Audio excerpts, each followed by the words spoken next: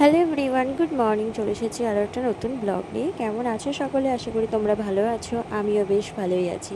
তো আমি আছি এখন বাবার বাড়িতে। সেই ষষ্ঠীর দিন এসেছিলাম। তো ষষ্ঠীতে এসেছিলাম, সাথে ছেলের আড়াই ভাত ছিল, মানে একসাথে দুটো কাজ। তো সকাল সকাল দেখো রান্নাঘরে চলে এসেছি। তো চা বসিয়ে দিয়েছি, আর এই চানাচুরটা খেতে আমার খুব ভালো লাগে।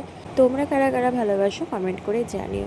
আর জানো তো, যতবার ভাবি বাবার বাড়ি যাব, রোজ একটা করে ব্লগ করব বাবার বাড়ির ওখানকার, কিন্তু সেটার হয় কোথায়?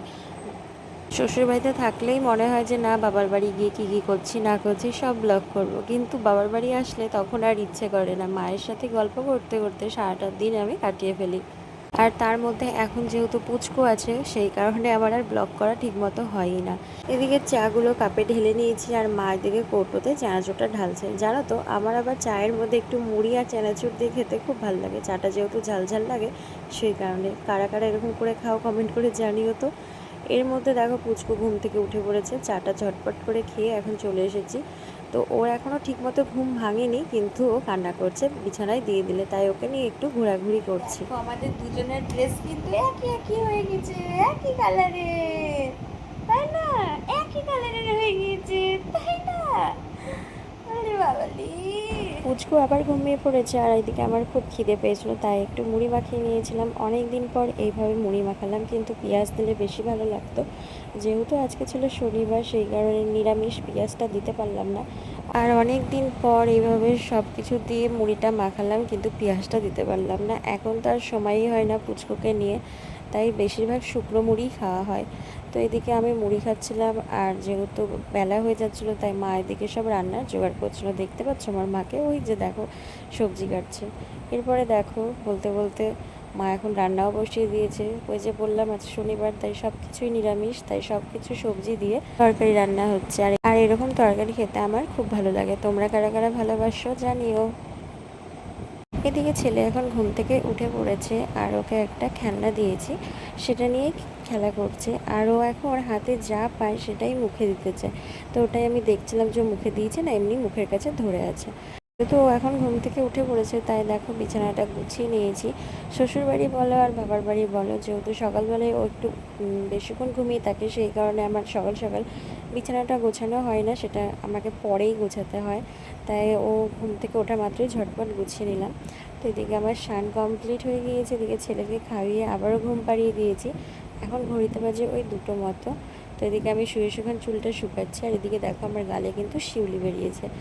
যেহেতু 2 দিন পরেই পুচকুর হবে 5 মাস কমপ্লিট, তাই একটু ফটোশ্যুট করছিলাম চাল ডাল দিয়ে। কেমন হয়েছে জানিও। এরপরে দেখো হঠাৎ একটা কাণ্ড ঘটে গিয়েছে, যেই কারণে আমাকে এত রাত্রিবেলায় জামা কাপড়ের দোকানে আসতে হয়েছে। তো দেখো এদিকে কেনাকাটাও হয়ে গিয়েছে, বাড়ি গিয়ে তোমাদেরকে দেখাচ্ছি কি নিয়েছি। তো এদিকে দেখো মা এখন ওই দোকানদার কাকুর সাথে কথা বলছিল। তো চলো বাড়ি গিয়ে তোমাদেরকে বলছি। তো কাণ্ডটা ঘটেছে যে কালকেই আমি বাড়ি চলে যাচ্ছি। যেতাম আমি সোমবারে, কিন্তু সোমবারে আছে পূর্ণিমা, তো সেই কারণে রবিবারই বাড়ি চলে যাচ্ছি। তাই বাবার বাড়ির তরফ থেকে ষষ্ঠীর কেনাকাটা করতে নিয়ে গিয়েছিল মা। তো প্রথমে তো বাবা বলেছিল শাড়ি কিনে দিতে। তো শাড়ি আমি দেখো খুব একটা পরি না, সেই কারণে বলেছিলাম যে শাড়ি দিতে হবে না, আমাকে একটা নাইটি দিও তাহলেই হবে। তো তাই এই নাইটিটা নিয়েছি। কেমন হয়েছে তোমরা কমেন্ট করে জানিও। তো ষষ্ঠীতে বাবার বাড়ির তরফ থেকে এই নাইটিটা আমার জন্য, আর আমার বরকে টাকা দিয়ে দিয়েছিল, তো ও ওর মতো গেঞ্জি কিনে নিয়েছে। এরপর চলো পুচকুরটা দেখায়। তো পুচকুর দেখো প্রচুর গেঞ্জি, তো বারণ করেছিলাম দিতে, তাও ওর প্রথম ষষ্ঠী, সেই কারণে দাদু বাড়ি থেকে এটা হচ্ছে পুচকুর জন্য এই ড্রেসটা। তো একটু বড়ই নিয়েছিলাম, যাতে কিছুদিন পর ওকে পরাতে পারি। তো কেমন হয়েছে মা আর ছেলের ড্রেস আর নাইটি, তোমরা কমেন্ট করে জানিও। তো এদিকে বাবা সন্ধ্যাবেলা নিয়ে এসেছিলো সিঙ্গারা, কিন্তু খাওয়ার টাইম পাইনি, তাই তাই এখন খাবো। তো চলো এখন ঝটপট সিঙ্গারাটা খেয়ে নিই। সিঙ্গারা খেয়ে দেখো আমি চলে এসেছি ব্যাগ গোছাতে। হঠাৎ করে যেহেতু যাওয়ার প্ল্যানটা হয়েছে, সেই কারণে দেখো ঝটপট এখন গুছিয়ে নিচ্ছি। তো এটা পরে বাড়ি যাব, তাই এটা বের করে রাখলাম, আর বাকিগুলোও গুছিয়ে নিচ্ছি। আর এদিকে ছোট বাচ্চা থাকলে কত ব্যাগ হয় জানোই তো। তো এই ব্যাগটা ছিল আমার, আর এই ব্যাগটা ছিল পুচকুর। তো এটাতে ওর যাবতীয় জিনিস নিয়ে এসেছি। তো মোটামুটি কিছু কিছু জিনিস আমি গুছিয়ে নিয়েছি, বাকিটা কালকে সকালে গুছিয়ে নিব। আর হঠাৎ করে যেহেতু জামা কাপড় গোছানো শুরু করেছি আর বাড়ি যাওয়ার কথাটা হয়েছে, সেই কারণে মনটা দেখো একটু খারাপই হয়ে গিয়েছে। তো এদিকে মা রাত্রিবেলায় করেছিল ঘুগনি আর লুচি, আর সাথে ছিল আম। তো এদিকে বাবাও খেতে বসে পড়েছে, তো এখন আমিও খেতে বসে পড়বো। আর এদিকে কালকে বাড়ি চলে যাবে বলে মা বাবার দুজনেরই মন খারাপ হয়ে গিয়েছে। আগে তো আমার জন্য মন খারাপ হতো, এখন তাদের নাতি আসার পর নাতির জন্য বেশি মন খারাপ করে, আর এটাই স্বাভাবিক, তাই না বলো? তো ছেলেকে ওদিকে খাইয়ে নিয়েছি, ওর ঘুম চলে এসছে, তাই ওকে ঘুম পাড়াবো, তারপরেই আমি খাবো। আর ভিডিওটাও আমি এখানেই শেষ করলাম। কেমন লাগলো আজকের এই ব্লগটা অবশ্যই তোমরা কমেন্ট করে জানিও। তো খুব তাড়াতাড়ি নতুন আরও একটা ব্লগে তোমাদের সাথে দেখা হবে।